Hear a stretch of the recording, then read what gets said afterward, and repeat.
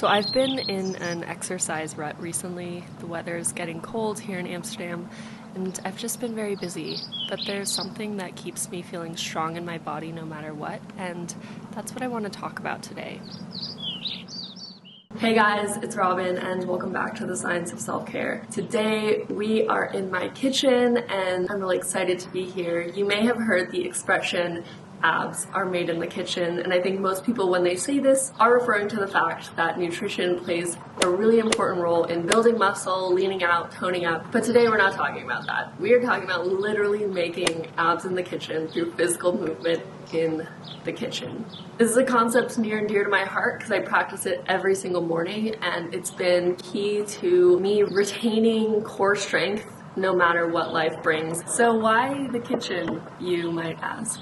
The kitchen is a place that I think every single person spends a little bit of time each morning standing around, either making coffee, making tea, waiting for their breakfast to boil, for their oven to be done baking something. So the very simple concept behind this video is that we are going to take these micro moments of pause in our kitchen, then turn them into micro moments of movement. There is a movement community, I think it's called the Move Nat community, which is all about moving your body in natural ways, getting in touch with the inner cave person inside of you, and they have this concept called a movement snack.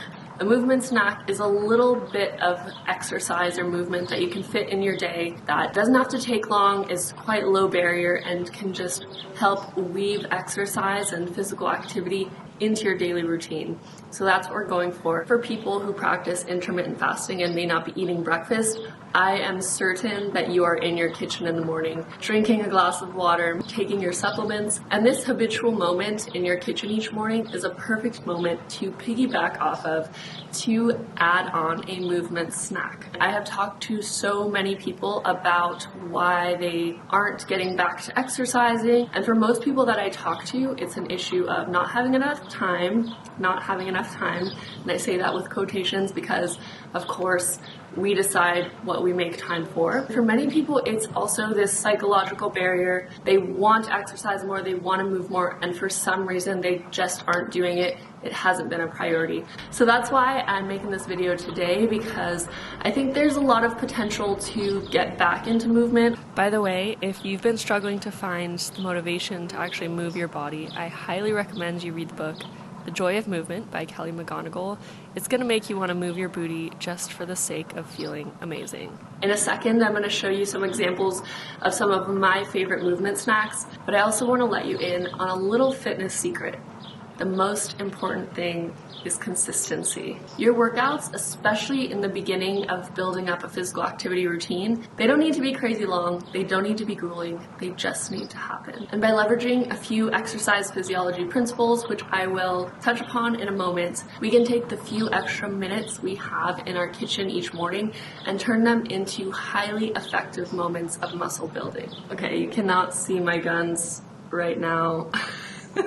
This doesn't look very compelling. My arm muscles are completely built in the kitchen through my morning movement snacks. I have been specifically working on building upper arm strength because naturally I don't have a lot of upper arm strength. My body proportions mixed with my kind of skimpy arms always made it very hard for me to do push-ups. I haven't even been able to do push-ups for many years at all. And now I'm getting to the point where I can actually do several push-ups, which is pretty revolutionary for me. I know for some people that might sound hilarious and really easy, but I have a very long torso. My center of gravity just makes it so hard for me to do push-ups, harder than a lot of other exercises. And you might be thinking a few minutes a day is not going to make a difference. Well, this is where I want to talk about the principle of progressive overload and specifically time under tension. So progressive overload, for anyone who's semi into bodybuilding, you will know that that is essentially putting more and more stress on your muscles over time. Actually, stress on your body or training routine in any way.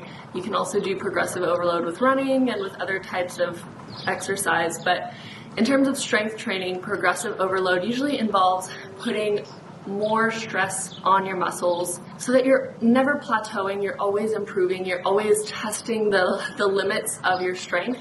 And that's how you get stronger, that's how you build muscle. Because if you keep lifting the same thing every single day, you will hit a plateau and you won't actually grow strength beyond that point. So a subset of this concept of progressive overload is time under tension. So time under tension essentially is maximizing the time that you have under really strenuous circumstances. Like you can imagine someone who's lifting a barbell, the actual time that you are having that rep, that is the time under tension. And for me, with my body weight exercises in my kitchen, I try to maximize the time when my muscle is burning. So you want to actually hold it right where it burns. You want to make it last. You want to make it slow and hold it till you can't hold it any longer. And I usually shoot between 20 to 70 seconds of holding it at that burning place, and then I let go, and then I'll often re-enter that burning spot a few more times until it just feels like I can't do it anymore. This only has to take a few minutes and you will see major results in strength improvement. Some of you might be hearing this and think, oh my god, I hate the burning sensation of working out. And I just want to share a little thing that I heard recently from a sports psychologist who said the difference between truly elite athletes and more amateur worker outers is that they feel the same bodily sensations, but they associate different attributes to those sensations. So an elite athlete will feel the burn, they'll feel the sweat, they'll feel the increased heart rate and think, yes, this is working, I'm getting stronger. And they know that these feelings are actually the key to improvement and progression in their strength.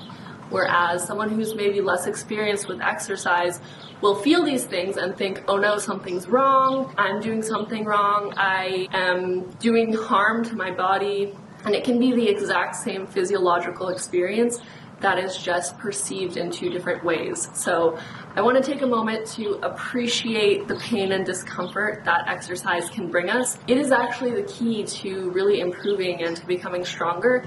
And if you can learn to think of the painful moments of exercise as the moments where you will see the greatest improvement and the greatest benefit, then it can make it a lot more fun to lean into that hardship, and you will start to get so much stronger so much more quickly. Now let me show you a few of my favorite movement snacks. Really, you can make anything a movement snack as long as you are working at that kind of cusp of what feels comfortable for you. You're gonna keep improving. These are some of my favorite movement snacks. Let's go. Okay, let's make some abs in the kitchen. So I absolutely love a good chair pose. This is something you can do in any type of clothing. So even if you don't have time to get changed into workout gear, you can do a quick chair pose while you're waiting for your kettle to boil or something. And I really want to stress that finding the place where it burns and holding it is really going to make this more effective. Next, we have some mountain climbers, which I do many different variations of, kind of sideways ones and crisscross. I want you to notice how imperfect my form is and realize that you don't need to move perfectly. Movement snacks are just about getting your muscles working. And when you're doing body weight exercises, it's a lot harder to injure yourself with poor form, so don't let things like form intimidate you. If you'll notice here, I'm holding my arms where they hurt most. A plain plank doesn't burn for me, but when I start to go down towards a push-up, I can find that weak burning spot, and staying here makes those muscles stronger. So I like lunges because they're really easy to do anywhere, including in public places, if you have no shame like I do. Again, the form is far from perfect, but moving your body is a journey, and we don't need to be doing textbook perfect form to reap the benefits. An ab exercise that I love because it doesn't require a mat is a Russian twist. You can make it harder or easier by changing the positions of your legs. Just play around and find your burn. See how easy that is? A few minutes in your kitchen and you've really strengthened your muscles. For me, what I also love about movement snacks is that they can be variable. I do a different one every day. I keep it exciting, I keep it playful and fun, and it just invites me to move my body in the smallest way at least once a day so that I know no matter what life throws at me, I have accomplished a little movement snack in the morning. I want to stress that it doesn't matter if you are literally at a zero, if you are currently not moving at all. Find your edge of discomfort wherever that may be. It might be at a very quote-unquote easy place according to someone who has been exercising extensively for years, It doesn't matter. Find your edge of discomfort and just engage with that for a few minutes each morning. If you can tie it to a specific kitchen-related morning moment, it will be so much easier to be consistent, and it will just start your day off on a great foot. I want to know what kind of movement snack you're going to do in your kitchen this morning or tomorrow morning. Let me know in the comments.